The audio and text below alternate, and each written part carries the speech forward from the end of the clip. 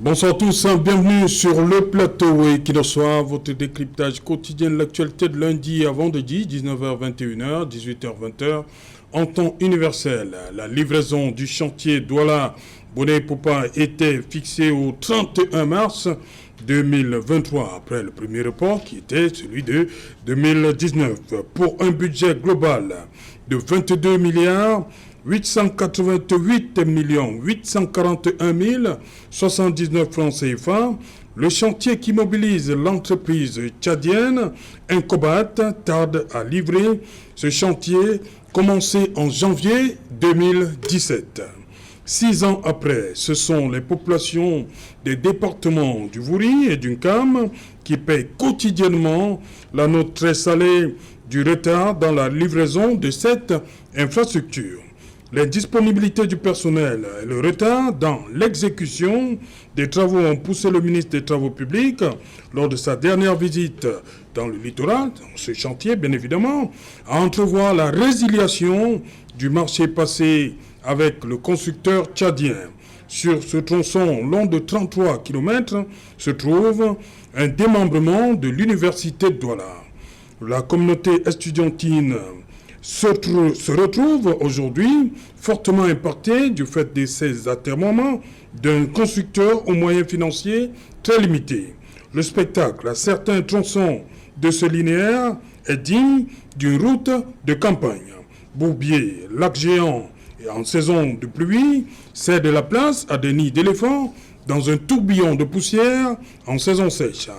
Nous sommes bel et bien dans le département du Wouri, avec cette particularité sur cet axe qui part du carrefour d'Okoti au point kilométrique 27.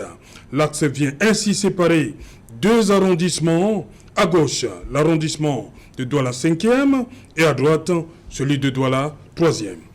PK 14, PK 17, l'université, les populations et l'État. C'est le fait du jour, madame, monsieur.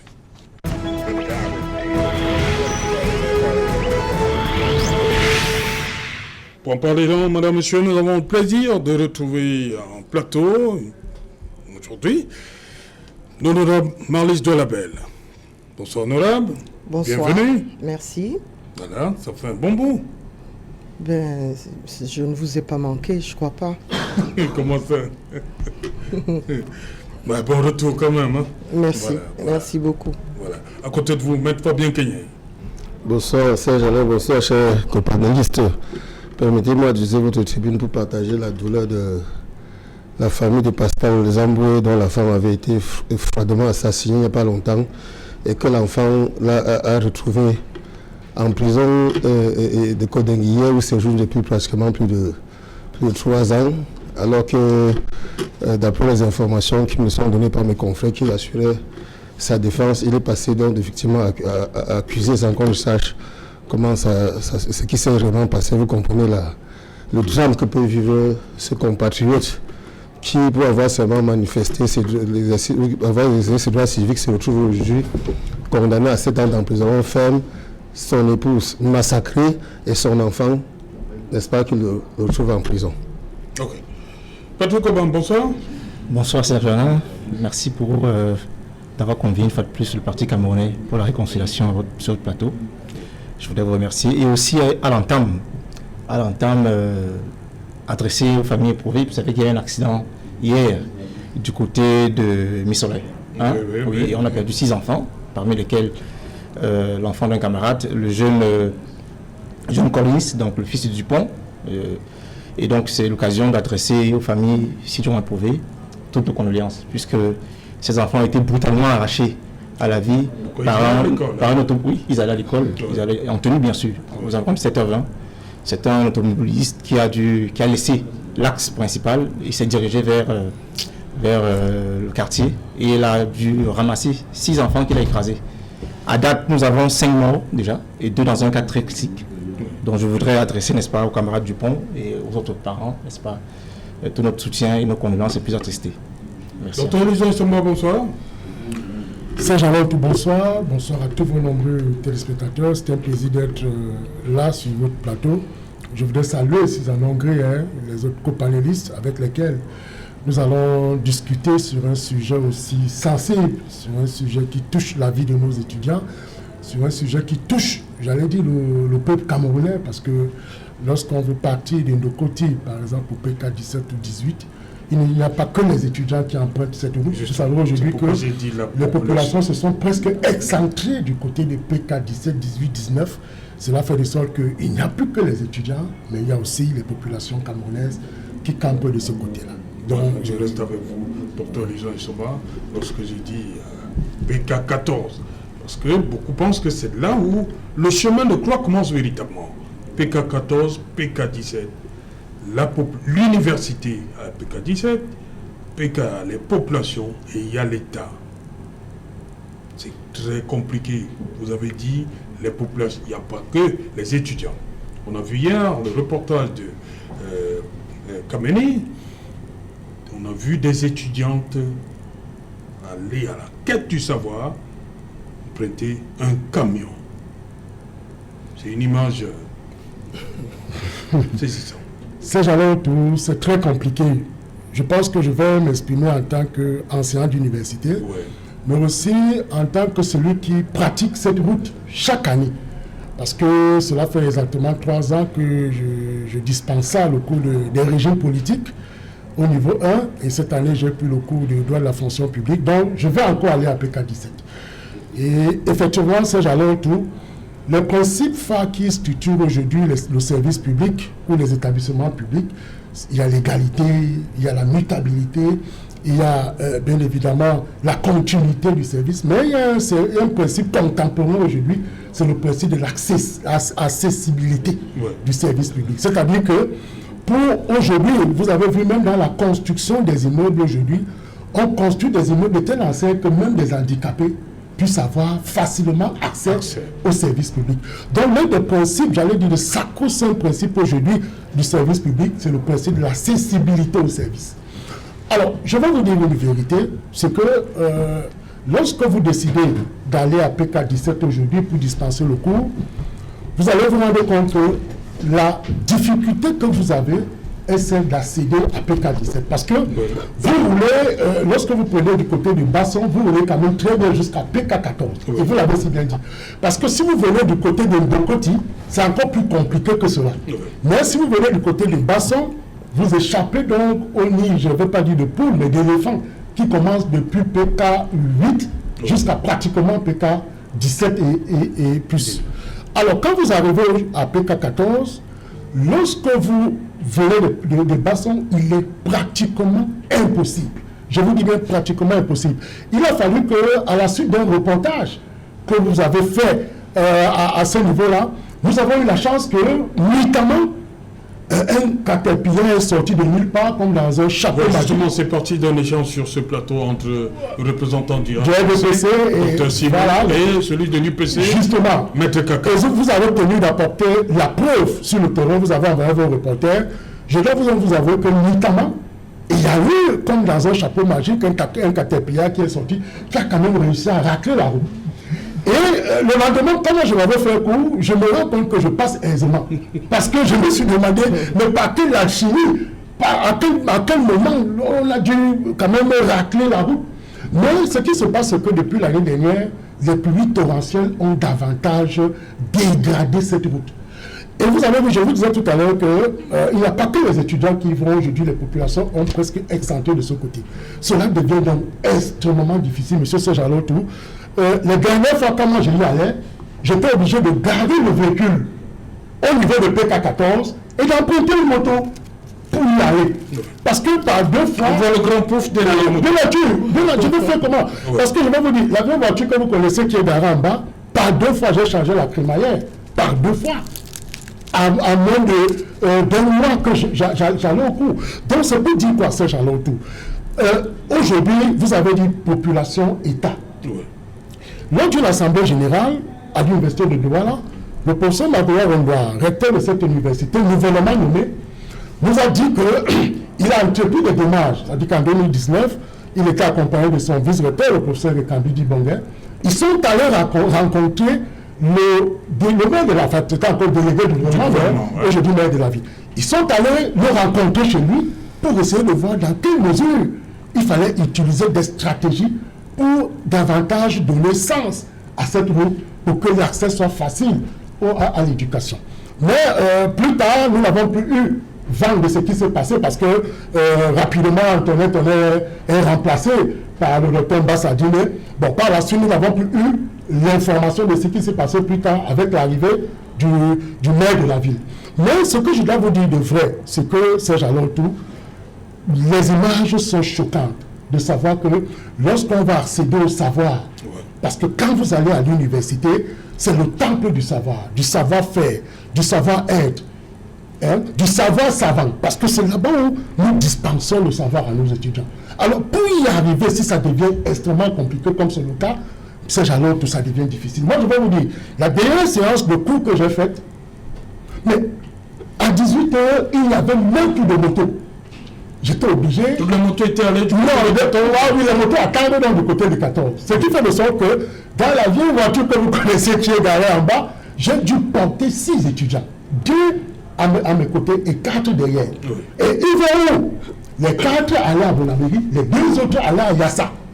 Vous pouvez donc vous imaginer combien c'est devenu extrêmement compliqué. Et je vais vous dire, je ne vais pas vous le cacher, cette année, ce matin encore, dès que j'ai eu votre sujet, je me suis rapproché auprès de la cellule des inscriptions. Voilà, justement.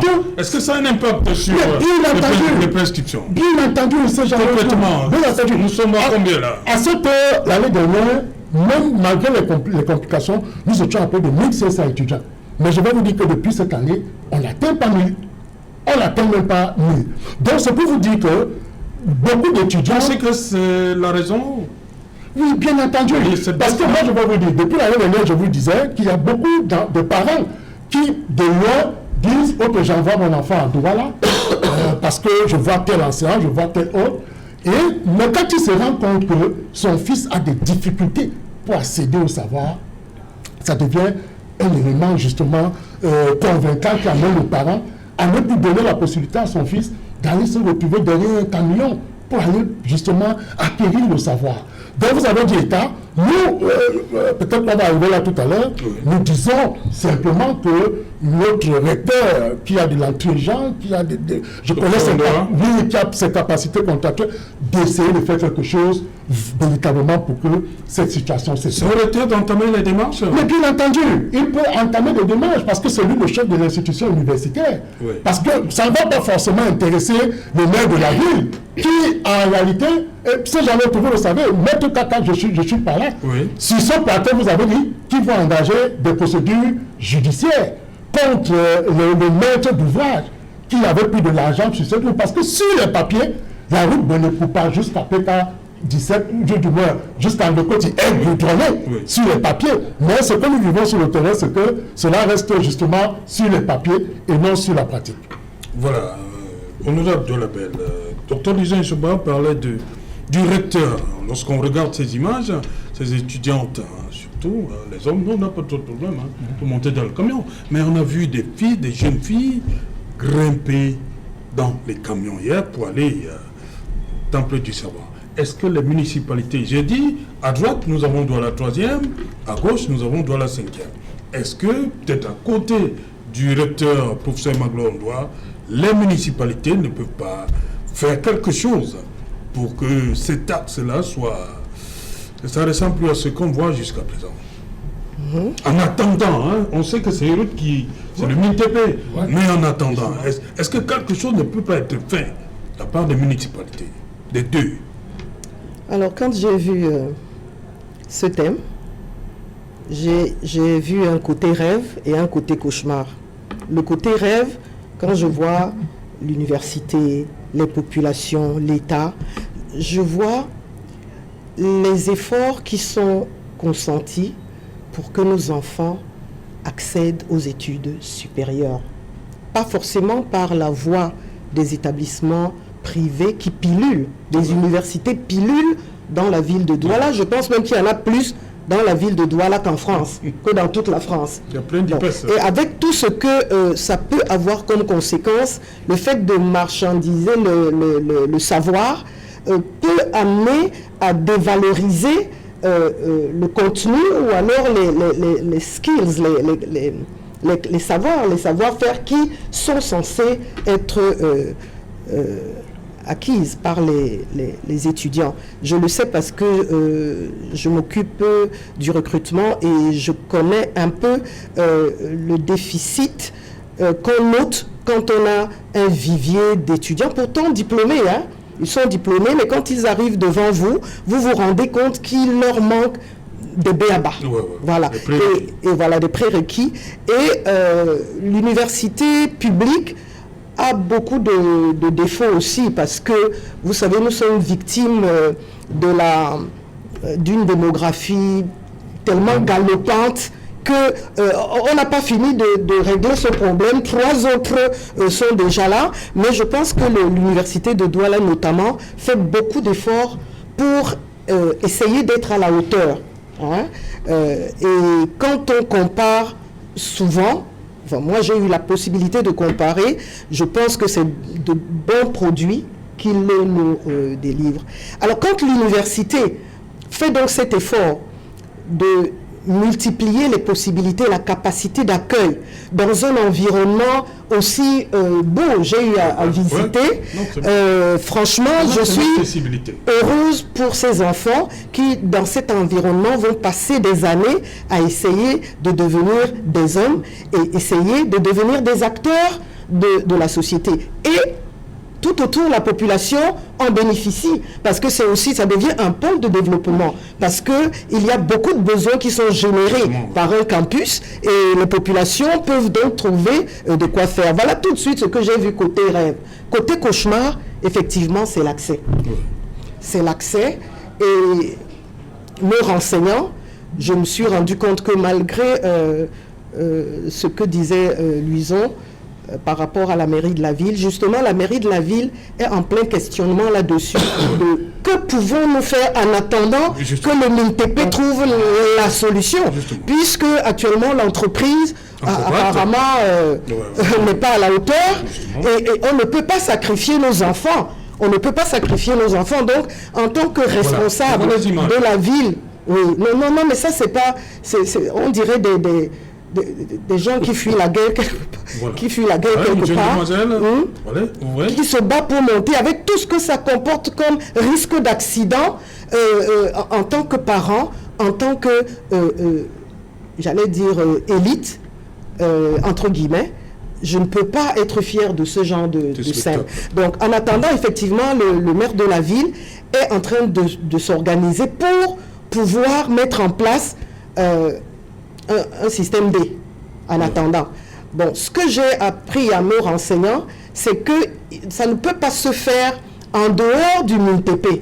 Voilà. Donc actuellement, ils sont en train de tenir ou de vouloir tenir des réunions avec le délégué régional du MINTP ici, pour qu'ils voient ensemble ce qui doit être fait. Dans l'urgence. Dans l'urgence. Donc tout ce que je peux dire, c'est le type de débat, vous savez, où il n'y a rien à dire d'autre que il faut speeder. Ouais.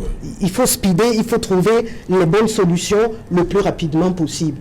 Donc, c'est tout ce que je voulais dire. Maître Fabien Gagné, cette situation, il faut aller vite. Nous sommes c'est la rentrée académique, hein, on a commencé il y a quelques jours seulement. Serge, alors, je crois que nous sommes venus ici ce soir pour bavarder comme d'habitude. Et puis, quoi va faire? Comme on a dit, et puis quoi va faire? Il y a l'un de mes femmes qui m'a dit tout à l'heure de bien vouloir prendre suffisamment d'eau pour arriver ici, pour ne vraiment pas étouffer, parce que c'est extrêmement choquant de voir ce que nous vivons aujourd'hui.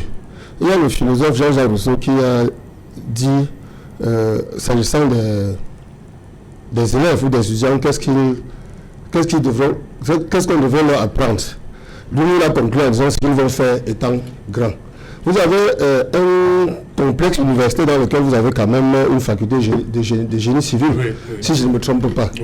Ces ingénieurs de génie civil qu'on forme là, qu'est-ce qu'on leur montre à travers les infrastructures, n'est-ce pas, qui sont à cet endroit? Et vous voudrez bien qu'on soit en train de dire qu'il faut parler au plus précis. Par rapport à quoi? Je peux vous dire ça, Alain, qu'en dehors, n'est-ce pas, des infrastructures universitaires aujourd'hui, pour lesquels l'État encore un tout petit peu s'en intéresse. Les autres infrastructures scolaires ou de l'éducation sont sur papier. Pour dire quoi? Aujourd'hui, l'État, quand il décide d'implanter une université à quelque endroit que ce soit, il ne met pas les infrastructures, les voies de communication permettant d'arriver à ces universités-là. Il en a de même en Gambie, je crois qu'il en sera de même pour Ebolova, une université a été créée récemment. Donc c'est un problème de gouvernance. Ce qui arrive aujourd'hui ne me surprend pas. Pour ceux qui sont ici à Douala depuis pratiquement 15 ans, il me semble qu'il y a environ 10 ans, ça c'est au-delà de ça, bien longtemps avant le 2017 dont vous parlez, par rapport à ce qui avait été désigné pour réaliser cette route-là. Il y a environ 10 à 15 ans, qu'on avait pratiquement à partir de Koti jusqu'à PK17, dégager les personnes de la route, qu'on devait faire un prolongement de la route qui va de Bonabri, ça passe par le rond-point jusque-là. Avant d'en arriver à ce qu'on espère déblayer, qu'on chasse les gens à ce niveau-là, il y a un préalable qui concerne l'étude des marchés publics. Il y a d'abord le besoin, après, n'est-ce pas, on conçoit le marché, on trouve le financement, on désigne effectivement la société habilitée à faire ce marché-là, avant de procéder, n'est-ce pas, à ce qu'on détruise des personnes. Depuis pratiquement 15 ans, que cela a été fait? Où est parti l'argent qui a été décaissé? Où sont partis les sommes énormes que l'État a prévues pour réaliser ces infrastructures, qu'on en soit à parler de la catastrophe? Parce que quand vous ne voyez que les enfants qui montent sur les camions là, ça fait des... Je vois le docteur est témoin. C'est au quotidien que nous avons des accidents, que les enfants meurent là-bas, soit écrasés sur des motos, écrasés par ces mêmes camions. Vous imaginez? C'est récurrent les accidents au quotidien. Vous demandez qu'on vienne parler au plus précis. Pour faire quoi? Depuis 2017, sur la réalisation de marché public, il y a des conditions. Il y a des conditions de réalisation de marché public. Et qui en est le premier responsable? C'est l'État d'abord qui désigne son partenaire, son co-contractant. Et désigne un bureau d'études pour assurer, pour suivre l'exécution dans les règles de ce marché, en sorte que quand le marché n'est pas exécuté sur quelque étape que ce soit, l'État peut résilier le contrat et trouver notre partenaire. Malheureusement, nous en sommes arrivés à ce que c'est au quotidien. Avant que le ministre descende sur la route de PK14, PK17, on l'a vu à la sortie. À la pénétrante. On l'a vu à Yassa, que le docteur Somba évoquait tout à l'heure. Qu'est-ce qui a changé? C'est pour ça que nous dit que nous venons ici bavarder et quoi va faire. Nous avons aujourd'hui un État qui est sanctionné lorsqu'il, n'est-ce pas, décide de mettre sur pied une infrastructure. Ce ne sont que des poches d'argent qu'on crée pour détourner. Et voyez-vous, tous ces fonctionnaires, tous ces hauts cadres de l'administration là, est-ce que vous accédez au ministère ici au niveau du Cameroun, on a ce genre de route? Est-ce que vous accédez à quelques services de gouvernement que ce soit dans cette république, on a ce genre de route? C'est les gens en bas qui souffrent. Nous avons un État qui a failli aujourd'hui, donc il n'est plus question de parler au plus pressé. Nous exhortons... On laisse donc les étudiants et les enseignants, parce que comme il a dit le docteur Isomba, ça impacte. Ce n'est pas pour les étudiants. Non, mais on ne dit pas que c'est le définitif. Quand je pense que même nous autres, nous avons fait l'université de Ngouakele, n'est-ce pas, et que nous marchons sur le goudron, nous avons toutes les infrastructures, les infrastructures, les chambres, les goudrons, les restaurants universitaires et autres, et que vous voyez ce que les enfants font, c'est que les enfants vivent aujourd'hui. On se demande qu'est-ce qui n'a pas marché. Qu'est-ce qui n'a pas marché? Pensez-vous qu'en tant que parents, nous avons des enfants qui ont pour nous devons tellement de moyens pour qu'ils aillent à l'école, qu'ils n'ont plus rien, qu'ils ne bénéficient d'aucune infrastructure. Cependant, n'est-ce pas, ceux qui ont pris la relève au niveau de l'administration ont bénéficié des bourses pour aller à l'extérieur. Et ils donnent le gouvernement. Pourquoi tu ne peux pas copier ce qui existe à l'extérieur? Donc il n'est pas question aujourd'hui.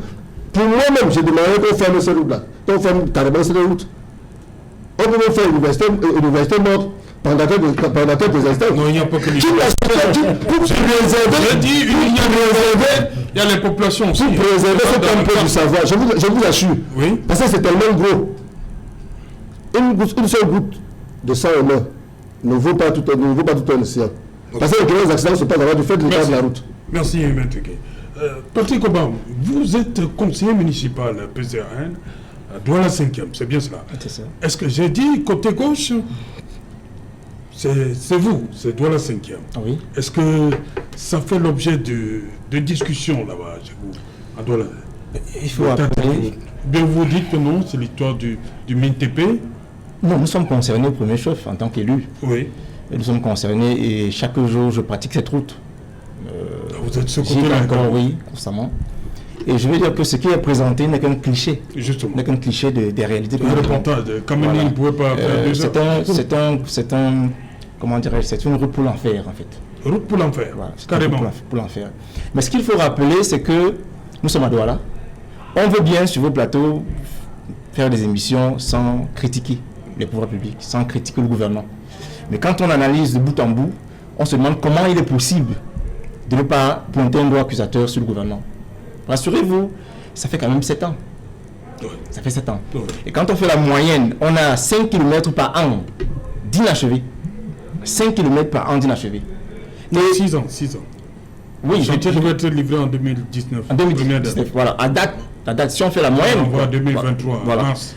On a 33 km pour le tronçon, donc on a pratiquement 5 km. Voilà. Ça veut dire qu'en fait, soit l'État est adossé sur un gros mensonge en termes de budget, en termes de prévision, en termes de planification, pour qu'on puisse aboutir à ce type de résultat. Ce n'est pas que le tronçon 14-17, mais c'est tout le Cameroun. Tous les projets sont dormants, sont retardés. Alors, quand on a planifié la construction d'une prison centrale, quand on a planifié la construction d'une autoroute ou d'une autoroute Douala-Yaoundé, quand on a planifié la construction d'une université, rappelez-vous que l'université, je parle sous le contrôle du docteur, en moyenne 80 000 étudiants. Et là-bas, à PK17, c'est au moins les étudiants du niveau 1, du niveau 2 au niveau 3 au moins. Donc on a au moins 25 000 étudiants pour PK17. Alors vous imaginez, avec la démographie à laquelle nous faisons face au quotidien, nous avons ajouté à cela 25 000 étudiants qui doivent parcourir au quotidien depuis quelques années ce tronçon. Il n'y a pas de route. Et quand vous quittez le matin, seuls les motos et les camions peuvent pratiquer ce tronçon. Et les prix augmentent. Les dommages créés sont assez importants. Déjà que le GICAM rappelait encore que les dommages créés pour la ville de Douala seulement, en termes d'incivisme, d'absence de route, s'évalue à 600 milliards l'année. C'est le 10e de notre budget. Si vous associez à ça les dommages causés pour la route de PK14 à PK17, vous imaginez un peu le préjudice. Qui paye ce préjudice? Vous imaginez le profil, le moral des étudiants qui doivent parcourir ce chemin pour l'enfer, pour aller faire cours. Et quand il est 18h, ils se comportent comment quand ils rentrent? Les universités, les professeurs prennent des motos. Et il y a quelques jours, faites une enquête. Le dit qu'à 18h, il y a même Bien sûr, faites une enquête. À 14. Faites une enquête. La semaine dernière, il y a eu 2 enseignants qui sont décédés, qui sont morts sur une moto, écrasés par un conteneur. Puisque quand vous roulez, vous avez peur. Donc je demande, on veut bien tenir une mission sans accuser l'État, mais on se dit où est la planification? Où est la budgétisation? Qui on accuse pour aujourd'hui l'entreprise tchadienne? C'est pas normal. C'est pas l'entreprise tchadienne qui est à pénétrance est du Douala. C'est pas l'entreprise tchadienne qui est dans nos différents barrages. Et où en est-on avec l'axe Douala-Yaoundé? Donc on pense que l'État doit réviser ses pratiques, ses méthodes. Il doit être beaucoup plus sérieux. C'est un manque de respect à l'institution qu'est l'université, il faut le dire, parce que l'université c'est pratiquement l'équivalent d'un ministère. Le recteur a rang de grade, à grade d'un ministre. Alors imaginez vous rendre dans un ministère avec ce genre de route-là, à Yaoundé. Imaginez les expatriés qui viennent de la Guinée équatoriale, de la Centrafrique, qui doivent faire cours dans nos universités, c'est qu'ils vivent au quotidien. Donc il n'y a pas d'excuse. Et il faut rappeler que malheureusement au niveau de la commune n'a pas compétence. Oui. Le maire de la ville de la 5e, de la 3e n'ont pas compétence. Cela relève de la compétence du MNTP. Et malheureusement encore, tout est mal ajusté. Je veux bien être très poli avec ces gens et très gentil, mais tout est mal ajusté. Que peut faire le maire de la ville? Puisqu'il a ses propres problèmes, qu'est-ce qu'il peut faire? Et je pense que l'option du recteur de l'université, qui est obligé de mettre des pressions, d'aller sur Yaoundé, bousculer, pour accélérer le processus d'achèvement de cette route, est peut-être la voie la plus indiquée. Mais il faut conclure en disant, le préjudice causé aux enseignants d'université, le préjudice causé aux étudiants, aux populations, vous comprenez, qui sont agressés, qui n'ont pas de lumière, qui n'ont pas de route, le préjudice causé sur la santé physique des populations, avec la poussière. S'il fait 2 jours sans pleuvoir de Saint-Germain, c'est invivable. C'est invivable. Et quand vous poussez jusqu'à Yabassi, c'est invivable. Donc cette route est baptisée le chemin pour l'enfer. Et je pense que le pouvoir public doit prendre la mesure des enjeux et rapidement déployer, n'est-ce pas, des engins pour remédier à cette situation. On ne peut pas avoir une université qui est une université de référence comme celle-là et avoir ce type de route. Je veux dire que nous voulons être gentils. Mais si vous pratiquez cette route une fois par semaine, allez-y à 19h. Vous pouvez passer en Ndokoti 1 heure pour prendre une moto pour PK14. De PK14 pour vous rendre à PK17, c'est un parcours du combattant. C'est compliqué. Il n'y a pas de taxi. Aucun taxi ne peut oser franchir cette route. Ce sont les motos. Et les enchères augmentent. Conclusion, c'est le budget des citoyens qui est aujourd'hui remis en cause. Puisque pour quitter de l'université à partir de 18h, de PK17 pour PK14, vous payez en moyenne 400 francs le matin. Un tronçon qui coûtait 100 francs. Et donc l'étudiant n'a pas de moyens, il doit marcher à pied. Parce que la plupart des étudiants marchent à pied. De 14 à 17, ils marchent à pied. Dans quelles conditions? Dans quelles conditions? Donc je pense que c'est amer, c'est douloureux. C'est douloureux. L'État doit prendre ses responsabilités. L'État doit poser des actes qui inspirent le respect de cette institution qu'est l'université. Déjà que si on parle des conditions des enseignants, c'est encore plus grave. Mais pour le cas de cette institution, nous disons qu'il n'y a pas d'excuse. Ce n'est pas à Douala que c'est possible. Douala, c'est pratiquement 70% de notre budget. Douala, c'est 45% du PIB de la sous-région, il faut le dire. Donc ce n'est pas Douala qui doit vivre ce préjudice-là. Okay? Et ce ne sont pas les enseignants et les universités et les étudiants qui doivent vivre ce préjudice. Déjà, d'autant plus que les enseignants avec OTS, ils sont sacrifiés. Ce n'est pas encore l'université qui sera sacrifiée. Donc je veux dire que l'État a sa responsabilité, les populations souffrent, les étudiants souffrent, et les conséquences seront là, elles seront visibles. On peut donc dessiner un arbre à conséquences de tout ça. Cet arbre à conséquences aura des ramifications extrêmement lointaines sur la santé physique, la santé mentale, les résultats académiques. Vous comprenez un peu. Et la motivation même des enseignants d'université qui doivent parcourir ce chemin de l'enfer pour donner cours. Et après, ils s'imaginent comment on fait pour rentrer. Et sans oublier les motos taximans et les usagers de la route. Donc je crois que je peux comprendre le maître. Vous êtes sûr que les conducteurs de moto se plaignent? Mais bien sûr, puisqu'ils doivent aller au garage tous les jours. Ils doivent aller au garage tous les jours. Donc vous imaginez, vous avez un budget, vous vous dites votre moto peut rouler pendant 2 semaines, mais chaque 3 jours, il faut changer les pièces. Je ne parle pas de voiture. Le prof vous a dit tout à l'heure, c'est qu'il paye comme préjudice pour tous les véhicules. Et parlons de ces camions-là. Parlons de ces camions. Souvenez-vous, en 2018, il y a eu un projet à l'université. Un projet de la société de transport urbain, Socatur, qui avait demandé 3 000 francs aux étudiants pour les transporter. Les étudiants avaient payé 3 000 francs. Ils avaient une carte par mois. Ils pouvaient donc être transportés de PK14 à l'université. Malheureusement, malheureusement, le projet est tombé parce qu'effectivement, les bus ne pouvaient pas accéder à l'université. Vous imaginez un peu le préjudice. Conclusion, les étudiants ont perdu leur argent. Il n'y a pas eu de remboursement. Demandez-leur, vous dire ce qui se passe là-bas. Il n'y a pas eu de remboursement. Bilan de course, chacun se débrouille. Et je dis, ce n'est pas possible. L'État peut affecter encore soit des bus, soit des camions, trouver des moyens de... bus peut rouler là-bas. Mais trouver des moyens comment dire, quartier, de racler la route. Des camions, c'est ça? Ces camions, ce sont les privés. Oui. Et lorsqu'ils se renversent là, que déjà, dans l'immédiat, que l'État déploie tout ce qu'il a comme logistique dans cette zone-là, le plus tôt possible, qu'on racle, pour qu'au moins ça puisse... C'est ce que le proposer, mais... Oui. La mairie de la ville n'a pas, vous savez que la mairie de la ville n'a pas d'engin. Oui. Il n'a pas d'engin. Après 2 jours, il a et c'est reparti à 0. Voilà. Honorable Dolabel, vous maintenez quand même qu'il faut quand même parer au plus pressé, même comme Maître Fabien Kenyé, lui, il ne se semble pas. Mais je crois qu'il faut faire quelque chose quand même pour nos enfants qui vont à l'université. Oui, je crois qu'il faut faire quelque chose. Parce que tantôt, je vous ai dit que j'étais à la fois, j'ai d'abord vécu mon rêve, et puis j'ai vécu le cauchemar. Et quand un cauchemar, on ne doit pas y rester longtemps.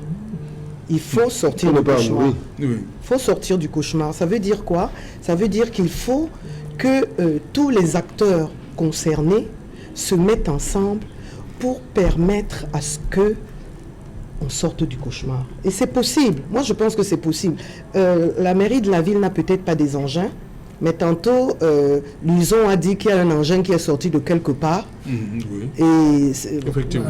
ça peut être juste une question de finances. Je veux dire, s'il y a des engins, je pense que ça devrait être l'une des priorités numéro 1 de notre ville, de permettre à ce que les enfants aillent à l'école de manière sécurisée et digne. Et c'est possible, moi j'en suis persuadée. Après cette émission, je crois que je vais prendre mon petit bâton de pèlerin pour aller rencontrer les concernés. Ce type d'émission, je pense que ça serait plus édifiant si c'est les personnels chargés de la communication dans les ministères qui prenaient nos places, parce que peut-être qu'ils ont des informations qui ne sont pas à notre disposition. Nous avons les faits. Les faits, c'est que nos enfants ne peuvent pas accéder à l'université de manière sécurisée. Et ça coûte cher. Alors, pour cette raison, nous devons nous mêler tous de cela pour qu'on trouve la solution la viable. Parce que toutes les solutions qui participent à crisper l'environnement social de notre ville, moi je ne peux pas les retenir parce qu'elles ne mènent nulle part. Elles mènent à la catastrophe. Par contre, toutes les solutions qui nous permettent, chacun en faisant ce qu'on appelle ça la tontine des intelligences, on se met ensemble, on trouvera des solutions. Le temps que le MINTP, lui de son côté, change l'entreprise, trouve d'autres budgets parce qu'apparemment l'argent n'est plus disponible, et à ce moment-là on fera donc quelque chose de plus pérenne et quelque chose de définitif. Parce que bon, j'ai roulé après Bonipoupa jusqu'à Yabassi, il n'y a pas grand problème. Il y a des petits consos qui gênent un peu. Voilà. Donc, de grâce, je dis vraiment de grâce à nos enfants, je leur dis d'être patients. Ils sont dans la vie, ils sont dans la vraie vie. Et la vraie vie, qu'on le veuille ou non, quelque part, c'est un combat. Eux, ils ne peuvent rien faire parce qu'ils n'en ont pas les moyens. Mais nous, les parents, nous, les élus, nous, les responsables et traditionnels, et tous doivent se mettre ensemble pour que cette solution trouve, ce problème trouve solution d'ici d'ici fin décembre. C'est possible. Okay. Docteur Luson Somba. Oui, ça j'allais tout. Je vais, en tant qu'enseignant, vous savez, l'étudiant valide quand il est présent aux enseignements. Oui. Parce que je vais vous dire, et c'est le professeur Roger Gabriel qui nous disait de regretter mémoire, il nous disait, lorsque un étudiant vient au cours, il a déjà validé la matière à 70%. Et s'il ne vient pas au cours, il a déjà échoué la matière. Parce que, écoutez, quand nous nous enseignons, il y a la gestuelle qui compte. Au-delà de la gestuelle, il y a même que l'enseignant peut insister sur un point. Pour l'étudiant qui est vigilant, il se rend compte que si l'enseignant insiste, par exemple, sur l'acte administratif latéral, ça veut dire que certainement à l'examen, et ce n'est pas généralement faux, parce que lorsque vous êtes présent au cours, la gestion de l'enseignant compte, et vous allez vous rendre compte que l'enseignant parfois insiste sur un chapitre beaucoup plus que par rapport aux autres. Cela fait de sorte que lorsque l'étudiant est donc présent, il a déjà validé la matière à 70%. Vous allez également vous rendre compte que c'est genre tout. Lorsque vous prenez, ce n'est pas simplement aujourd'hui à PK14, PK17, même la route qui va à soi est problématique aujourd'hui. Ce n'est pas simplement une originalité d'ici. Je voulais indiquer que lorsque le recteur Magloire a installé, l'une de ses priorités, justement, c'était de faire en sorte que cette route soit à peu près en capacité de permettre aux étudiants d'accéder. Et mon frère du PCL m'a parlé, il a fait tout un contrat avec la société Socatu, pas de publicité bien sûr, pour essayer de permettre aux étudiants avec 100 francs, 200 francs d'accéder à PK17. Mais bon, comme je vous l'ai indiqué tout à l'heure, je ne sais pas à quel niveau tout cela a pris un coup parce que ça n'a pas avancé du tout. Alors, autre chose, c'est la autre. Moi, je me rappelle qu'en 98, si j'allais, moi, c'est-à-dire qu'enfant de pauvre, je me rendais à PK18, peut-être qu'aujourd'hui je suis pousseur ou balayeur de rue. Parce que moi, à mon niveau là, je ne pouvais pas accéder. Donc, regardez la difficulté aujourd'hui d'y aller. Quand vous voyez un étudiant derrière une moto, vous voyez, je vous ai dit, moi, qu'est-ce que je faisais? Quand je prenais la moto, j'arrive au bas, je descends. Mais je vais à pied jusqu'au sein du gymnase ou de l'amphi. Parce que le soir, on ne va pas me voir quand même descendre derrière une moto. Donc, je pars à PK14, je prends une moto qui me laisse à la passerelle, et quand là, je monte jusqu'à l'amphi. Les étudiants, et pour rentrer, je fais la même chose. Vous voyez, je repars à pied, carrément. Je reprends une moto qui me répond à PK14 et je reprends mon vieux véhicule. Donc c'est pour dire quoi ces gens-là autour. L'accès aujourd'hui, je vous l'ai dit, dans les principes fondamentaux qui structurent les services publics, l'accessibilité, c'est l'élément fondateur. Vous ne pouvez pas aujourd'hui prétendre aller à un établissement public administratif comme l'université et avoir des difficultés. Parce que je vais vous dire ces gens-là autour. Cela a une conséquence que vous ne pouvez pas imaginer, même sur la validation. Je venais de vous dire qu'en présentiel, l'étudiant qui vient a déjà les chances de valeur. Ben, imaginez quand il ne vient pas. Vous savez ce que j'ai fait à la première séance de TD? J'ai demandé à mes étudiants qui dispensent le cours de droit constitutionnel et régime politique. Ils disent qu'ils ne connaissent pas. Pourtant, c'est moi. Pourtant, c'est moi. Ma première évaluation, ça veut dire qu'ils ont 0. Ils ignorent qui est l'enseignant qui dispense le cours. Donc, c'est pour dire quoi? Ça traduit la gravité, la dangerosité, ça dit que la difficulté d'arriver. Oh, ça devait être facile. Moi, ces gens-là autour, je tends humblement la main à mon recteur, je connais son intelligence, de ramener les étudiants au gymnase de l'université, qu'on a arrangé. On me remet 1000 bancs là-bas, en attendant qu'on le gymnase, c'est aussi le campus 1. Oui. C'est-à-dire que juste après le rectorat derrière, c'est là-bas que nous avons fait cours. Oui. On ramène parce qu'il a réfectionné le gymnase, on peut mettre pour l'heure au moins 1000 bancs, parce que c'est là-bas où tous ils nous ont enseigné. Nous venons, c'est que nous sommes aujourd'hui, ils nous ont enseigné dans ce gymnase-là. C'est du gymnase, mais c'est là-bas où on a formé des milliers de Camerounais. Donc, je suggère humblement à mon recteur et à mon maître. Donc, vous voulez qu'on abandonne le campus en attendant, parce que c'est quand on aura le 14 qu'on va banquer. Si vous allez repartir là-bas? Mais bien, je dis ceci, en attendant qu'on arrange. Mais c'est quand on aura les 14 que vous allez donc voir qu'on va trouver des solutions de côté. Je vous dis la solution préventive de l'heure, c'est de ramener nos étudiants sur le campus 1. On a le gymnase là-bas, on met 1000 bancs. C'est là-bas où ils ont tous fait cours, en attendant que ce groupe soit justement arrangé.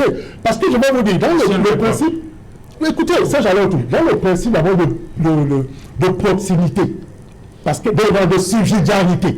Parce que dans le pays de subsidiarité, on ne peut pas accuser les communes. Parce que quand il y a un besoin dans une localité, en attendant que le MITP et tout ça intervienne, le principe de subsidiarité impose que la collectivité la plus proche arrange le problème. Mais vous avez suivi Patrick Obama. Oui, mais il a commencé par l'État. Les maires ne peuvent pas, ils ne peuvent rien. Non, écoutez, il a dit, je suis d'accord. Je vous ai tout le monde doit être un des principes phares de la décentralisation. C'est le principe de subsidiarité qui veut dire que là, il y a un besoin. C'est d'abord la collectivité la plus proche. Oui. Qui doit arranger en attendant que... Il y a une image justement devant la mairie de Douala 5e. Il y a un trou là. Voilà. Il y a un conseil qui dit que non, entre les deux maires. Non, j'ai suivi cette émission. Monsieur Guillaume n'avait pas raison. J'avais voulu réagir en direct. Non, mais vous convoque. Non, ça j'allais tout. Je vous convoque un principe phare de la décentralisation. C'est le principe de subsidiarité. Qui veut dire quoi? Que la collectivité la plus rapprochée d'un besoin est celle-là qui répare le besoin. C'est-à-dire, en attendant de convoquer l'État, comme vous avez dit tout à l'heure, État. Commençons d'abord par voir quelle est la commune qui est à côté, qu'est-ce que peut faire. Même si la commune là-bas, il y a deux à gauche, il y a Douala 5e, à droite, il y a Douala 3e. Bon, les deux peuvent faire quelque chose en attendant que... Le ministre du Messie, il y a aujourd'hui il y a aujourd'hui le principe de l'intercommunalité. C'est-à-dire qui amène les communes à contracter par elle-même et voir dans quelle mesure. Parce que quel est le but à fait de la décentralisation? C'est d'améliorer les conditions de vie des populations. C'est le premier principe, c'est la première mission de la décentralisation. Même si c'est une technique aujourd'hui, en réalité, pour préserver la paix sociale, mais la première mission de la décentralisation, c'est que les populations soient à l'aise. Sur la question des communes. Oui, on va mettre Kenny aussi. Oui, il faut rappeler que malgré que la loi soit établie, il y a toujours des conflits de compétences entre les compétences transférées aux mairies et à la mairie de la ville. J'ai évoqué ce cas-là à plusieurs reprises. Et j'ai même saisi l'autorité administrative lors du récent conseil en lui demandant, dans le cas des ordures, je sais que c'est la mairie de la ville qui est compétente, mais nous devons répondre aux populations. Nous leur disons quoi? La ville est sale, la ville c'est une ville poubelle, on dit mais quoi? moi j'ai reçu également Charles Elisan ici sur le c'est le maire de la ville. Il m'a fait comprendre qu'au niveau de Douala deuxième, le maire Fampo, c'est le maire de la ville qui est responsable de la voirie. Ils ont pris, hein, maintenant j'ai convoqué faire quelque chose pour les populations à Douala deuxième. Ce qui se passe, ce que le professeur vient de dire, effectivement, c'est dans la théorie. Dans la pratique, il y a assez de conflits. Voilà. Il y a assez de conflits. Oui. Des conflits visibles et des conflits qui choquent. Et des conflits que nous avons dénoncés lors du conseil. Ce qui est possible de faire à l'État en cas d'urgence, ou en cas d'urgence, c'est effectivement que il se dit, après enquête, que l'ancien délégué du gouvernement, quand il y avait des situations d'urgence, il mettait la loi et les textes de côté, il rappelait les maires, et en leur disant, allons agir pour l'intérêt des populations. Donc pour le cas de PK14, PK17, que le maire de la ville prenne ses assistants, que sont les maires des communes d'arrondissement, le maire Fengwa et le maire Poupa, maire Fengwa, il a droit à 5e, qui déploie toute la logistique en place. Vous avez le génie militaire qui est là à PK10 pour, n'est-ce pas, résoudre cette question.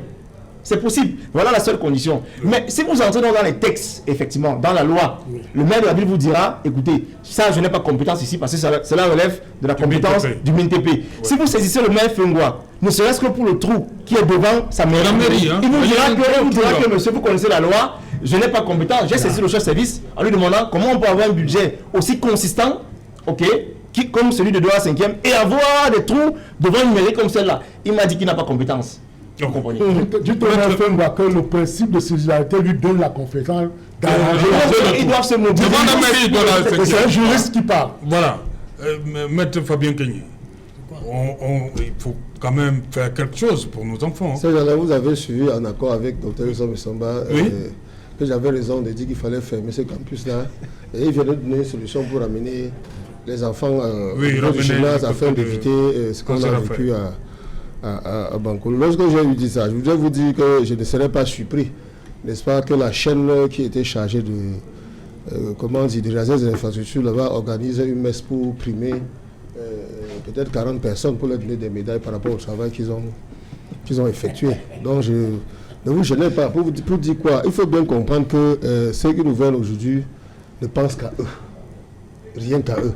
Sinon, comment pouvez-vous comprendre qu'un problème si récurrent qui se pose depuis pratiquement 15 ans, on arrive pas à le résoudre. On l'a dit, c'est peut-être parce que vous êtes allé là-bas avec des caméras pour porter ça au niveau du public. Je peux vous dire, si vous êtes dans cette ville-ci, vous ne pouvez pas faire, n'est-ce pas, pratiquement plus de 2 km, peut-être 1 km, sans vous retrouver sur la ligne de poule. Je veux par exemple parler de la rue Memos, où j'ai un cabinet qui a longtemps était presque plus fréquentable. Après la rue Memos, la rue du collège qui a quoi. Donc partout, tout est pourri dans la ville de Douala. Et qui en est le responsable? Au-delà de ça, quand vous sortez de la ville, n'est-ce pas, vous étendez ça sur le plan national. Rien ne marche. Cependant, on a budgétisé, on a sorti, c'est-à-dire on a monté des projets financiers pour réaliser tous ces projets. L'argent va où? Qui est le commandant de bord aujourd'hui au niveau du Cameroun? Qui en est responsable? À la fin du réunion qui s'est tenue, peut-être, je crois, il y a peut-être 2 ans au sud, il y a le ministère des Travaux publics qui avait été interpellé sur le manque de réalisation des travaux, alors qu'on avait sorti de nombreuses sommes des caisses de l'État, qui avait été suffisamment indexé, n'est-ce pas? Ok, merci Maître Kenny, on revient. Le journal l'a annoncé, Julien Berthe Bissaï est déjà là. On se retrouve donc après pour Equinox Soir, deuxième partie, le temps du débrief. Tout de suite, le 20h le plus attendu de la planète.